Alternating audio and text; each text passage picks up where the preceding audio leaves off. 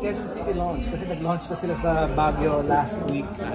Pero ano, tama? So yun, I hope lang may maikwento sila sa inyo about the song and about their collaboration and how it was and etc. Sige na natin, Rob, no? Nabanggit mo sa akin last time. Trinabaho mo talaga to dahil idolo mo nga to. Si Janine, right? So, you know, finally na-release na yung kanta. So, how do you feel about it? Natupad na ang iyong pangarap. Sobrang saya po kasi yun nga, makita ko lang yung name ko sa tabi na isa sa pinakamagaling na artist sa Pilipinas. Student niya. Sobrang flattering. Sa humbling experience din kasi yun nga, nakita ko yung process. Nakita ko kung paano siya magsulat, paano namin matapos yung song. So, ang dami ko natito. Hindi nakakatawa kasi I've watched Rome since he was 17. Tapos, nakita ko yung growth niya as an artist. Ang laki talaga yung growth. And yeah, nakakatawa lang din na, and he has a lot of hits right now. And it's just a pleasure to be able to write. Hindi naging mahirap sa kanyang pa-oo-ohin ka, ikaw na. For that to laugh. Ano yung approach? How did you approach? Janine, for that. Talaga kami siya eh. Parang mutual communication siya na mag-collab kami dalawa. Pag nag-meet kami kada gig before, usapan namin, sulat tayo kanta. Buti kanta lang. Kanta. Usapan niya.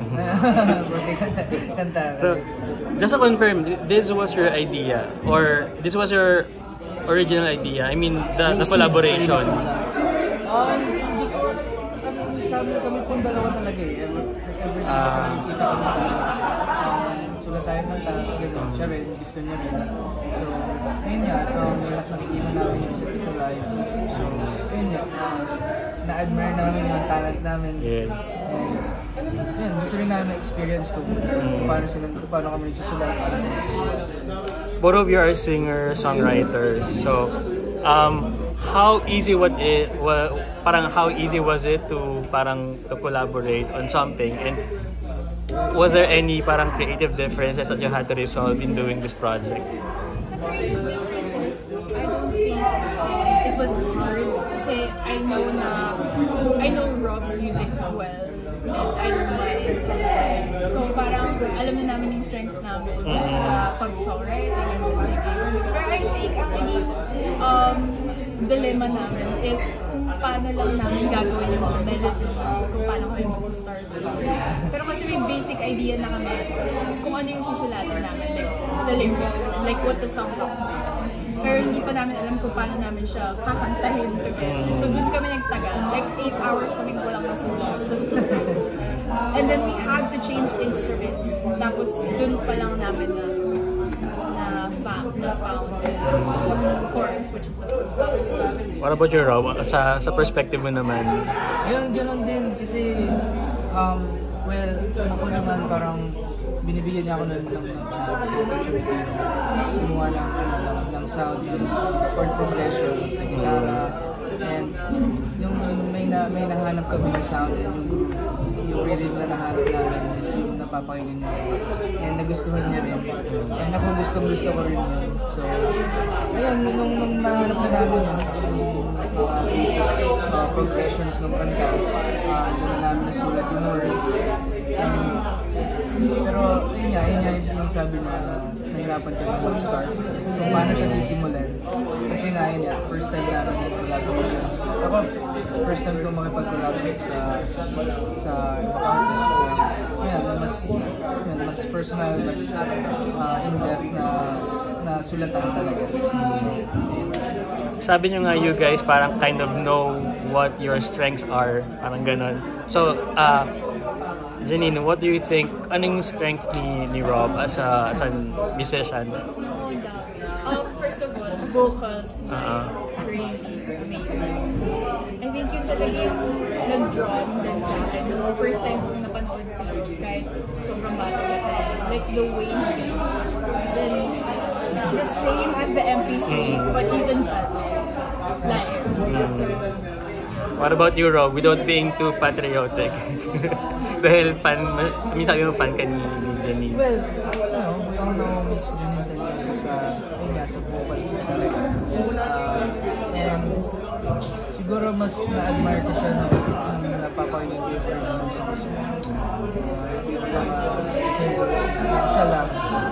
And yun, natutuwa ko kung paano siya nasusulat. And nung nakatrabaho ko siya sa kantang to, doon ko na witness yung kung paano siya magsulat, kung paano niya distinguish yung parts niya, kung paano niya tinatapos yung Is it safe to say na mas gumanga ka? ako po, ano siya? Yun talaga yun talaga yung na-experience ko is parang siyang malaking learning experience for me na makatrabaho siya sa mga mas nauna sa akin sa industry.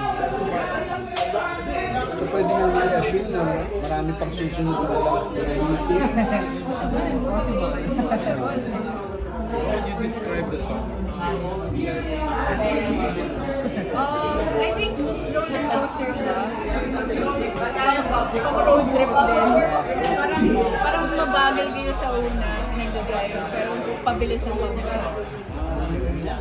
Yeah, kasi I think that's what the bridge also builds up. So, yeah. So parang may transition from something else. Genre-wise,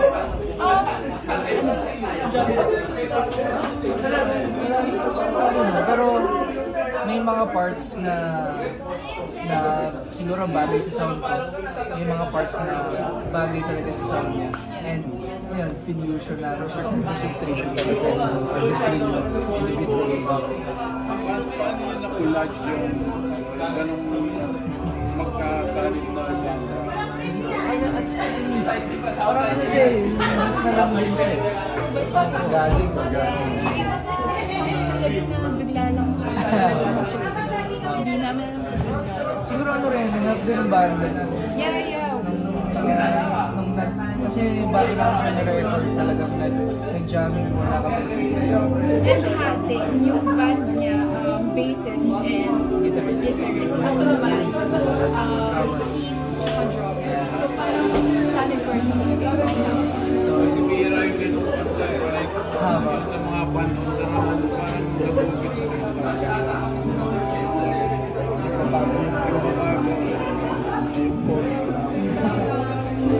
sa local naman, siguro yung parang biglang tumataas yung parang tension. Parang gano'n. It's like